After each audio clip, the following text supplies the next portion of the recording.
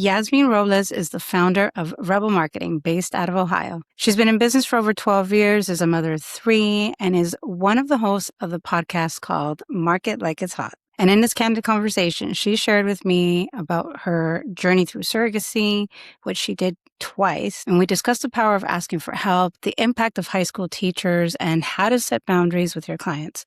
And what I found was a founder who's committed to creating a beautiful work environment and who's uncovered the importance of giving the people around you their flowers. You're going to love it. Good morning, Yasmin. How are you? Welcome to Opportunity. I'm so happy that you're here.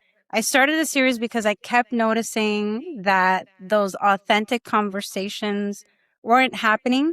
And I figured, why not start having those? So today, I know that we're going to have a really good conversation. I know it's going to be authentic. It'll probably get deep. It'll probably get a little funky in the best way. So before we dive in, tell everyone who you are and what you're building. Yeah, so Yasmin Robles, I am the founder of Rebel Marketing, where we believe that your marketing should fit you like your favorite pair of stretchy pants. Almost 12 years in business, but I'd like to say that half of that time I was just I'm still figuring things out, but I was kind of playing around, messing with things. And then the second half is when I really started to take it seriously. But yeah, I'm building an agency where I can have flexibility for kids, for myself, and for anything that I need to do. And then hopefully the same with my business partner and employees and things like that. And you do marketing? Yes. So everything, full service digital marketing, everything from SEO to website design, website maintenance. Right now, we're starting ads for a private doctor, and she has new services. And so we're going to start doing some ads for her. So anything digital. We do support some print. We don't print it ourselves, but we'll design for it, and we help our clients that way. But that's usually more of our recurring clients, whether they need pamphlets or notebooks or something like that, T-shirts. But most of the time, we just do digital. I love print. I love getting mail, but like the good kind. Mm-hmm. Yeah. So I'm glad that that's still out there in the world. I'm curious to know about an opportunity that you took before you were ready. You've been in business, you said 12 years? Almost 12, yeah. So I'm assuming you had at least one. At least, yes. It was hard. It's hard to choose one that is really when I jumped in. I think, though, one of the ones that sticks out is, well, I suppose starting the business. I wasn't ready to start the business, but one that really started the journey that I like to say where I started to take things a little bit more seriously was when I started networking in person a little bit. I didn't really want to. I didn't want to be all peopling outside. And then those folks at that particular organization started to say like, hey, why don't you join a committee and volunteer? And I didn't feel ready. I was like, these ladies, they've got everything together. Like they look flawless, and they're inviting me to a committee to volunteer. And it's really weird, but I'll go ahead. I said yes. And then after a while, after a couple of years, they said, you know what? You are perfect to lead the committee. And I was like, that's so weird. Why me? And I said, you know what? Yeah, sure. I'll figure it out. It'll be fine. And then they said, well, how about you get onto the leadership track? And it's a 4-year term. And I initially said no. And I kept thinking about it. I was like, I wasn't ready the first couple times. I wasn't ready for kids. I wasn't ready for any of this. Like, my first time driving, I wasn't ready either, right? The driving instructor said, okay, now put it in reverse. And I was like, hold up, what? There's a road behind me. And so I said yes to this leadership track position. And it's been incredible in terms of creating relationships for the business. But I feel like I'm actually giving back and looking at these new businesses coming in, these fresh faces. I'm like, okay, I need to tell you everything I did wrong and how I fell on my face and the things that still make me cringe that I said so that you don't make those same mistakes. But yeah, I still don't feel ready. I go into rooms where, you're like the only woman or the only Latina or the only whatever. And it feels so awkward, but you got to go in there. You gotta move people out of the way and go in. it's so intimidating. There's so much to unpack because you touched on, you know, saying things that today you cringe on. Yeah. We're so blessed that social media wasn't a thing back, Yeah. because I know I've definitely been in those positions where I'm like, oops, Yeah. Yeah. thank God no one was filming that. Thank God, I'm not a celebrity Yeah. and all of that. But really, I think that also by taking that opportunity, by taking a chance and leaning into those roles and stepping into those rooms with women that you thought were that much ahead of you, and they might have been ahead, but the fact that you rose to the occasion and the fact that you were able to see what it was that they were doing is what changed. Like that Yeah. proximity is what changes everything else that you do. We often don't even get invited into those rooms. Yeah. So the truth is we need to start taking those opportunities. When somebody says, "Hey, do this," it's because they're seeing something in you that you're not capable of seeing. And then even that full circle that you're saying that you're able to have those conversations with girls now that and you're like, hey, I did that wrong. I did that wrong. You want to like take your brain off and put it in theirs, Yep. which is a testament to who you are. I want to know, because there's so much that I know we could unpack with you personally. I want to know what you're chasing in your personal life now, because you are in a place where you can focus a little bit more on that, just because of the seniority in your business and the people that you have in place and the team that you have today. I think it's safe to say that you're able to chase more personal projects right now. Is that right? Yeah. And it's a battle, right? Because every time I think so I have an idea for another podcast, right? So we have our business podcast, but I have an idea for another podcast. And then I'm like, okay, great. Now, how am I going to monetize it? How am I going to, and it starts to turn into another business. Yes. I'm like, maybe I could start an e-commerce store. Like I like jewelry, like it starts to become another business. So trying to figure out what can I do that there is no way that Yasmin can make this into any sort of business is hard. And then you throw in kids and family. So because they don't know, I have a 15-year-old, a 12-year-old, and a 7-month-old. So trying to figure out like, am I a chauffeur for one person? Am I just like a cow giving milk for another one? So trying to figure out where do I fit in? And so right now the goal, and my kids keep me accountable, the older kids, and the goal that I talked to them about was how can I make art that you can't sell because I used to love to paint in school. And I found my old oil paints, I found my brushes in the basement and figuring out, okay, now I just need the canvas and I don't even care if I paint whatever is on my desk, but let's figure out a time where I can take an hour and start painting again. And I know it's going to feel weird. It's kind of like riding a bike again after years of not riding one.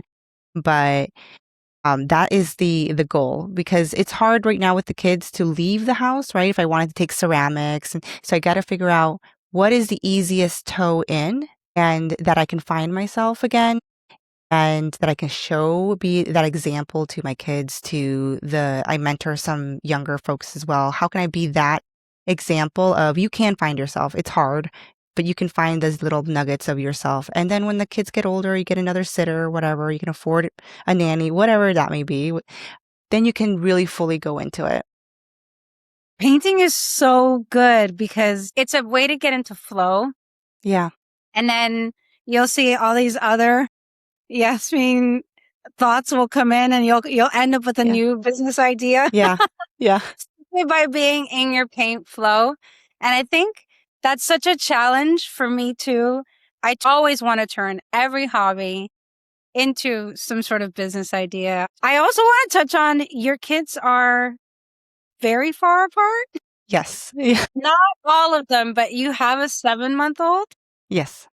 What Yes. made you want to start over? Because I've got a 17-year-old and I've got a 19-year-old and I want to have 2 more. Yeah.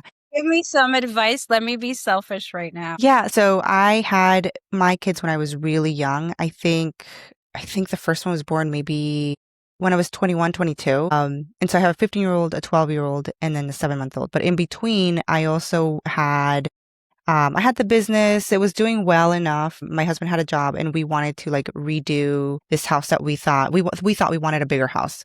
We downsized after that, but Question for you. Based on you watching this, you're probably either trying to figure out how to make consistent income in your business or trying to get crystal clear on the actual problem that you solve instead of just guessing and hoping that everything lands. If that's you, I want to invite you to the Wildfire Offer Challenge. This is a 2-day live coaching experience with me done entirely on Zoom, plus access to a private community, and it's unlike anything else I offer. By the end of the challenge, you'll walk away with a high-ticket offer you're actually proud to say out loud, a sales conversation that feels like you, not a script, and a real plan to sell it one to many instead of exhausting yourself one call at a time. Yes, that means real consistent income, the kind that doesn't cap you out at $5,000. If any of this sounds like what you need right now, join the next Wildfire Offer Challenge. Scan a QR code if you're watching on a TV or click the link in the description below. Can't wait to see you in the room. Now let's get back to the convo.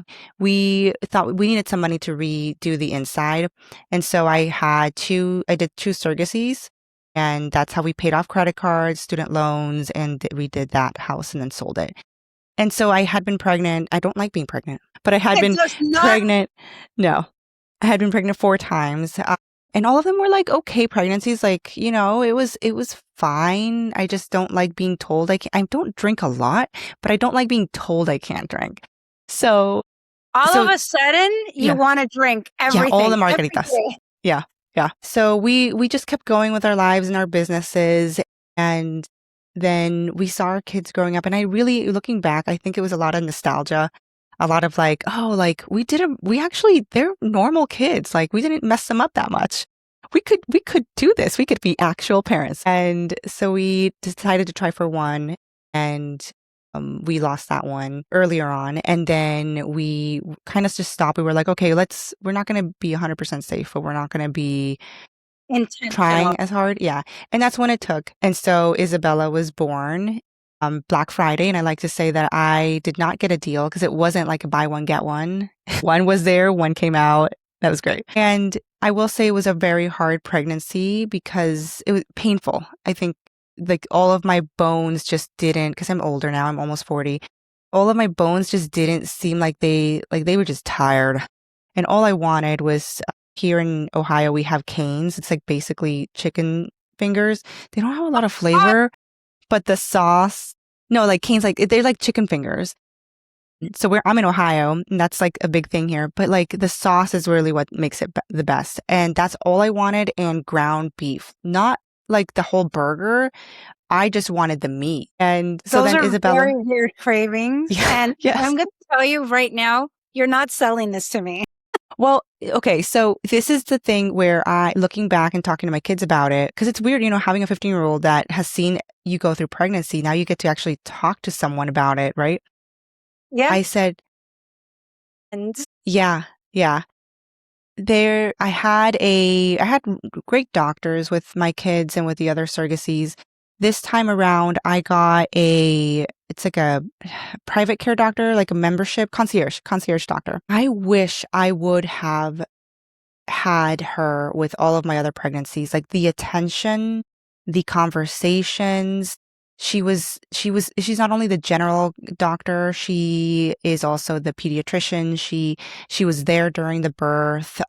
The hospital that she is affiliated with was amazing. The nurse, like this experience was, I think, the best. Yes, I was in pain, but the whole experience was great. I felt really supported. And because I had the older kids, right? So of course they're going to say, wow, you're craving more burger. Let's go get a burger.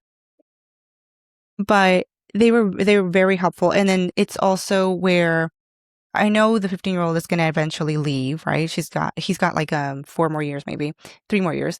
But those are the best. He's going to be able to help so much. And I try not to parentify and make him feel like all he's doing is caring for a baby. But it helps when you need to go to the bathroom. And so, if your husband's at work and you need to go to the bathroom, someone needs to watch the baby, they can watch the baby. So it's been really great. I would say I would do it again if it weren't for like rising costs and all of that stuff. Cause it is just the 9-10 months. There's the recovery time, but I would definitely do it again if it was one, cost.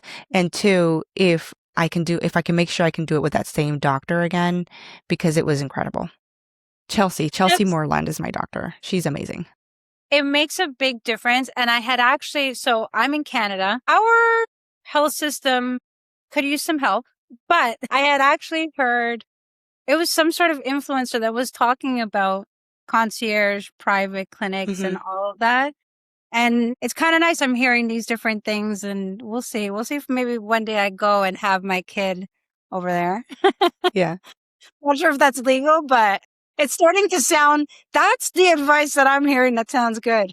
Yeah, well, it's also community, right? So it was finding that doctor that I trusted and having people that can support, that can see you. Like if you're breastfeeding and your boobs are always out, like having people around you that you feel okay with that, Yeah. having people that you can trust to watch the baby. And I think that creating that community, whether it's your doctor, whether it's a family member or friends, because my family was not necessarily nearby or available. So having these other community people around me was really essential. And you might not have had the same experience as I did, but when I had both my kids young also, and I was 18 when I had my son. And when you're that young, at least for me, I didn't want to ask for help. I didn't Yeah. want to seem like I needed help. Hmm. So I never got that support, that community, but it was because I wasn't open to it. And I hear that right now. I hear, you know what, Yeah. Ash? If you're going to do this again, now that you're old and crickety, you should be okay to ask for help and to get support from the people around you. So thank you. Yeah. I want to know, what's one piece of advice that you wish that you had taken sooner? Well, asking for help is definitely one of them. People keep saying, right, ask for help. People are genuinely nice, whether it's business, whether you have questions about how to paint something, whether you have questions on surrogacy. Like people are very kind. Most people, I would say, are very kind and will sit down and chat with you. I do a lot of official mentoring and unofficial mentoring. So if there is somebody who wants to start their business or wants to talk about what is it even like to go into marketing, whether it's through an agency or corporate or whatever, I am more than happy. My schedule's a little wonky. They have to fit it in, but I'm more than happy to chat virtually or in person and just tell them what I did right, what I did wrong, what I'm seeing in the industry from my point of view. They might be seeing something different because we both end up learning. So ask for the advice, ask for help. People are more than willing to steer you in the direction and to mentor you in the direction that they think you can go. And then I would also say ask for feedback and know and understand that feedback is neutral. So let's say you have this strategy for starting your business and somebody says, "Here's my feedback." And you're like, "Oh, I don't know if I should take it. It didn't feel right, didn't land right." Well, feedback is neutral. They gave you their opinion. Mhm. You don't have to take it. Just think about where they're coming from when they're giving it to you. So if you're asking me marketing advice, I have been in marketing minimum of 12 years in business. And before that, I was in corporate. If you're asking me for like website strategy and you're like, I don't know, I don't feel like Yasmin. Well, I do have experience in it, but again, it's not on me. It's just feedback for you to implement. So feedback is neutral. Ask for feedback. Be open Sure. to receiving it. Yeah.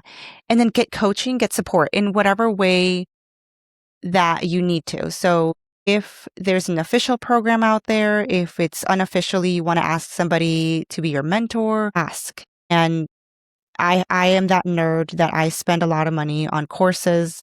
If there's a program out there, I will do it. If I can get a scholarship for it, I will apply. So here in Ohio and Columbus, Ohio, where I'm at, the Franklin County does a lot of supporting of programs for entrepreneurs. And so Mhm. I will apply for any of the ones that I think will be helpful. And sometimes I don't learn necessarily something new, but I've learned something from my peers. in that program, or the nuggets I can actually apply to personal life instead of business. So there's always some kind of learning to get from coaching, from mentorship, from programs out there. Uh, yeah. Yeah, you have to be in that constant pursuit of learning. Yes. And when you're younger, you don't realize, like, we're today years old where we're bold enough to have that ask of other people to say, hey, can I pick your brain? Or Mm-hmm. what do you think of this? And you seek out the right people. But when you're first starting out, it's so daunting. And you think that these people that are ahead of you are not going to pick up the phone, or they're not going to pencil you in, or that they're going to send you a crazy magic bill. At least Yeah. that's what I used to think, because I was always like, you can't just pick people's brain. At some point they're going to send you a bill. I don't know where I got that from. Must be my dad. But yeah, I think that that's really good advice. I think it's really powerful advice to keep building on your learning, on exactly what it is that you're Mm-hmm. trying to learn. Sorry, my son just got on the plane. I'm going to edit that out. All right. I want to know, I guess that was it. That's advice that you are giving out to people. Okay. Let me see what I actually want to know. Let me be honest with it.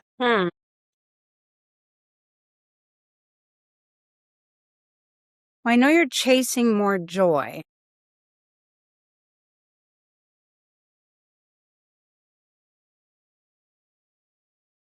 What's your What would be the best possible outcome for your business for the next 5 years? Like, what's the real meaty dream that you and your team are going after right now? So you would think that it would be a number, right? A financial. Right now, though, what the biggest media, like what we're really going after, yeah, well, maybe making sure our bills are paid with the rising cost of everything. Mm, But we want to build a team that is one, that the income is diversified and that the team can be flexible depending on their needs. As the default parent, because my husband's business, it takes him away, he travels a lot. I got to learn, forced to learn flexibility. So if I can't necessarily work a 9 to 5, but I can work 9 to 2, take a break and then get back online, that is my best workflow, mhm. because I need to be a chauffeur. I need to go to pediatrician appointments. So creating a space that is flexible for what our needs are and when we work best. My business partner, Izzy, she's amazing. Izzy works best later in the morning. She sometimes has these like creative spurts, and next day she'll be like, I stayed up all night because I was writing copy for this thing and it's all done finally, but I'm going to leave early because I'm going to go back to bed.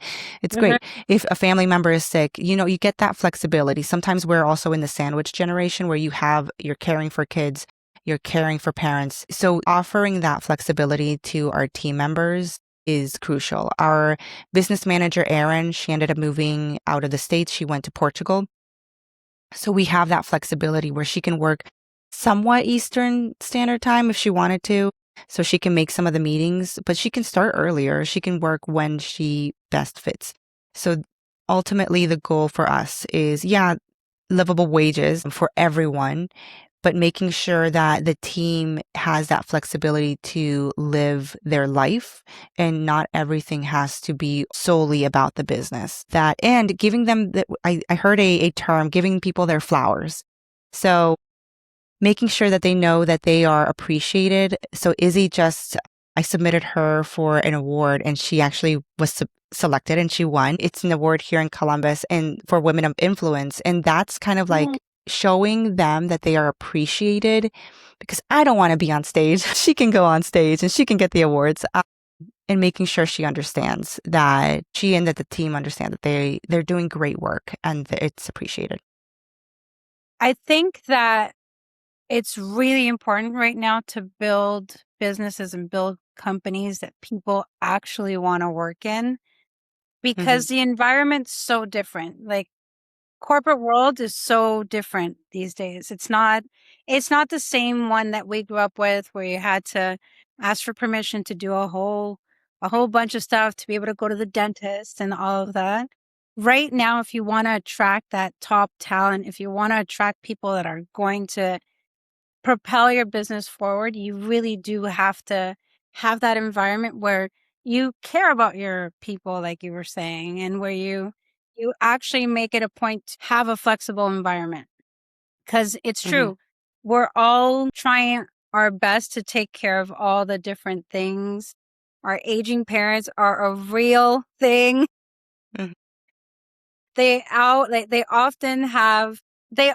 bring to your life the chaos that you didn't expect in that day. Yeah. So having a boss that really gets that is huge. I want to work where you're at. Yeah, and it increases productivity. Like at the end of the day, if you want to be selfish about it, it does increase productivity, not forcing somebody to have a minimum 20-minute commute, right? 15, 20 minutes. Some people are commuting 40 minutes or more because you feel like everyone should be in office. What are you doing when you're asking people to be in office? Is everyone just kind of sitting at a desk and then working on a computer? Well, they could have done that at home. Yeah. That doesn't really build a team. I know of an organization, a big organization, everybody's back in office. And then because some people are still in other office locations, I think, they still hop on as a Teams meeting to have a meeting, but they're all in office. Why Hmm. are you in office if you still need to meet virtually? So I It's think silly. if you Yeah. want to think of it as a business owner, it increases productivity. And if they can get the job done in 6 hours versus being in an office in 8 hours, well, you know what? They're doing a great job. What's their next? What do they can take that time off, or do they want to build something else for the business? Do they want a challenge? Like, I just feel like productivity increases, happiness increases, and it doesn't all have to revolve around the business or the company that you work at. It can be flexible, and that creates loyalty so that when there is an issue with the company, like we do need to buckle down, they can because they're not burned out. They're happy to do it. And exactly, they're not burnt out. What do you guys do that brings you together? Because if the Hmm. team is mostly remote and it is a good environment, how do you create that synergy and that, the ability to Hmm. have people actually jive? Yes. So now with Erin in Portugal, it's a little different, but before that, we were planning trips because she's gonna kill me. I think she was in South Carolina, something like that. We for everyone who is nearby here near Columbus, Ohio, we will choose certain conferences and we will all go to those conferences. Mm. And then we choose to have dinner together if we're traveling. And it's not necessarily like a dinner with all of the other ladies we networked with. We try to have some kind of meal, like some kind of time together. Then every month, at least Izzy and I will meet somewhere to talk business, but also to just catch up. And usually that involves margaritas. So we usually try to like go to different Latin spots in Columbus, Ohio, try out the drinks, try out the food, and we'll talk some business, but really it's also to catch up on personal life, right? What is going on in my life, in her life, in our graphic designer's life? What is going on with them Mhm. that maybe they need a little bit of time off, but they haven't requested it? Maybe they are taking a new class, right? And we want to celebrate. Izzy is taking stained glass making, and let's celebrate her for like going out, literally booking the class, going to the class every week and she's trying to make a vulture out of stained glass. So let's celebrate that, right? It then gives you an insight into the energy level of your people. Are they feeling a little low energy? Maybe it's something with their kids. Maybe their parents are I don't know, being sick or annoying or whatever it is. Yeah. And what can we do as Rebel Marketing to support them? Is it moving some deadlines around, right? Or is it that they're fine, they're okay, it's just something that they're going to, that's going to be alleviated in the next day or so? It also helps because we end up brainstorming a lot when we're having these conversations, just chit-chatting about whatever it is, the kids or whatever. Mhm. That's when the brainstorming starts happening. So we start thinking about, okay, how can we, in the summer when we're slow, how can we alleviate that? Or do we even want to, right?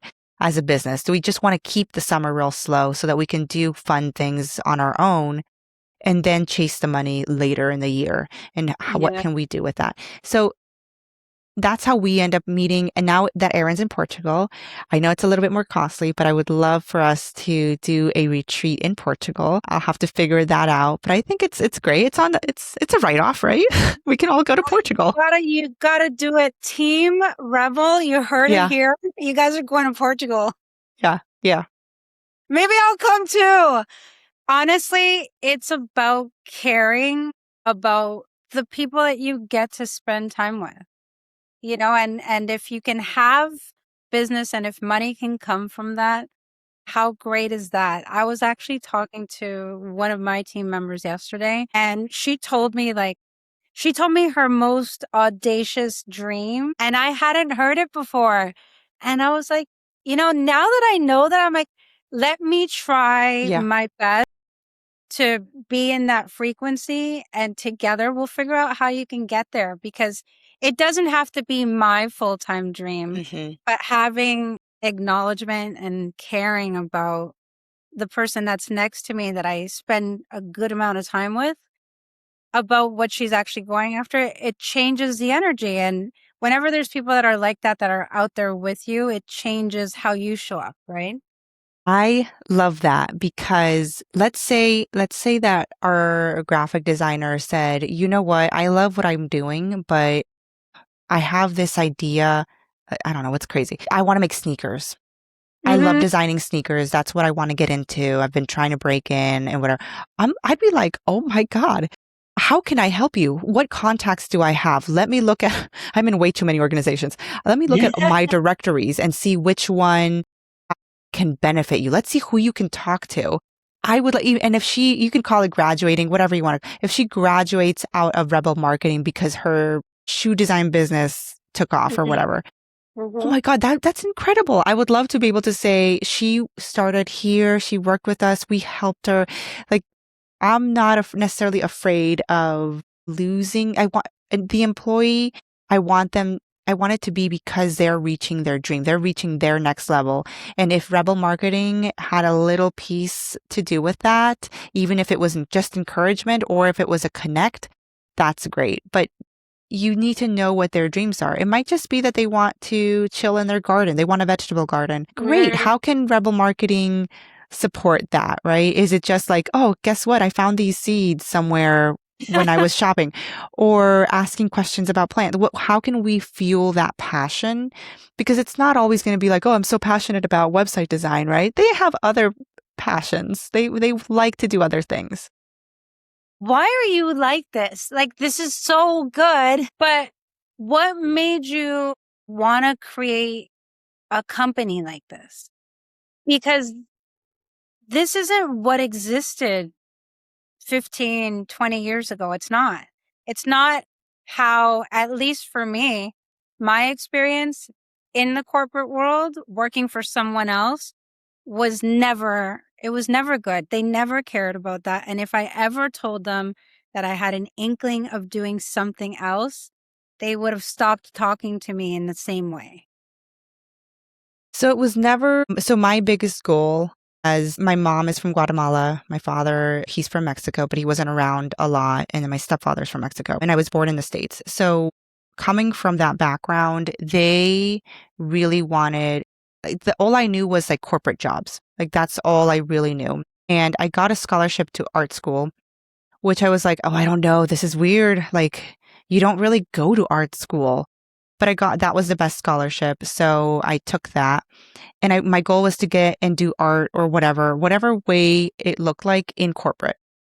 And I What? think, Hold on. You yeah. accidentally got a scholarship So, for art, so and then talking you're about like, doing things when you're not ready. I'm going So, to figure out how to do art in corporate. None of that. How did your brain make all of those things happen? so by accident and by jumping in when not ready, like your first question, right? So we went to a high school that was a technical school. They had a side that was just academics and a side that was like mechanics and that stuff. My friend she would always complain about her commercial art class. And she would complain, and I was in the regular academic art class, and she was in the commercial art class, and she would be like, oh, there's so much homework. Oh, it's so horrible. It's so hard. I have no idea why. I was like, that sounds like fun. And so I joined. I thought I was going to be like I specifically wanted to be a white collar criminal defense lawyer because I thought that's where the money was. And I was like immigrants, like we need to make money. Like, and that seems to be the thing. I have no idea why. And so I was in this class and I came in a year late because it was a 4 years of high school, 4-year track. I came in and I started trying to catch up. And yeah, he gave a lot of homework. He was kind of crazy, but in a really good way where it worked, where if you made it to that last year, your senior year, it was almost guaranteed you were going to get scholarships. And he put everything he could into helping you, whether that was meeting all the kids on Saturday morning at the library to make sure they caught up with homework, to staying later. I'm sure that man had no life. Like he was just sitting there reading books and stuff while we were trying to finish our paintings for our portfolio. And so that is how I got a scholarship, the best scholarship that I could get. And I was like, okay, well, cost of living, I don't know. I guess I'm just going to go for this. And then I studied industrial design. Why? Because someone told me that there weren't enough females and it was a very hard track and there weren't a lot of people joining it when we were doing the tour of all the majors in that school. And I was like, that sounds like great to me. I don't know why. I do this to myself. You like to chase the challenge. Yeah. Well, then I was like, okay, now I need to get into corporate, right? Because this is what people do. They graduate and then they make a lot of money. They go into corporate, and it was great. I'm not saying corporate's not for everyone, and I also have learned in my life never to say never. But I had my kids young, right, and so I needed that flexibility, and I was the last end of a cycle of everybody was waiting. It was retail. So everybody's waiting at the last minute to make those business decisions. And then I would get them at the very end of the day, which meant that I would have to go home, rush home, pick up the kids from daycare, make dinner and everything because my husband was traveling, put them to bed as fast as possible so that I could get back online and do the work. Crazy. And it was hard. And so I asked about hybrid work. They said, we don't do that. We're all in person. So I was like, you know what? I don't know. I also didn't ask for a mentor at that point. That's why I'm really big on mentorship now, where I didn't necessarily have that one person that could tell me, hey, don't say that, say this. This is how you get ahead. This is what you can do if you need that flexibility. I didn't have anyone. So the office politics started to get to me and I was starting to burn out. And I didn't have anyone to go to be like, hey, this is happening in corporate. Like, what am I supposed to do with this? So I ended up leaving. And I remember that creative director, we barely ever talked, which was really weird. And that one of the last days that I was there, he was like, so I heard you're leaving. And I'm like, yeah, well, you guys have known for a month. Like I gave a month notice. That's a long time. Yeah. And he said, where are you going? Like expecting another, and I had been freelancing under the business. And I said, well, I'm going home. Like, I don't know. Like, this is awkward. I don't really talk to you. Like, why are you doing the offboarding? Is this the offboarding? So all that to say is that, yeah, I was in corporate. I don't even remember the question anymore, but yeah, I was in corporate. I was trying to make money off of corporate. But I think I had good bosses in corporate and I had bad bosses. I had good internship bosses. I had bad internship bosses. I learned that there was something wrong. I didn't know what it was, but I didn't feel right. I felt like I was close to burning out. There was just like the politics. I didn't know what the words were, but I knew that it felt wrong. And I know that I don't want to create that environment for anyone else. So that anything that feels or felt icky for me, I don't want to recreate that at Rebel Marketing. We've fired clients when they are at the last minute saying, we need this thing. And then they are trying to have us do the work all the way to midnight, right?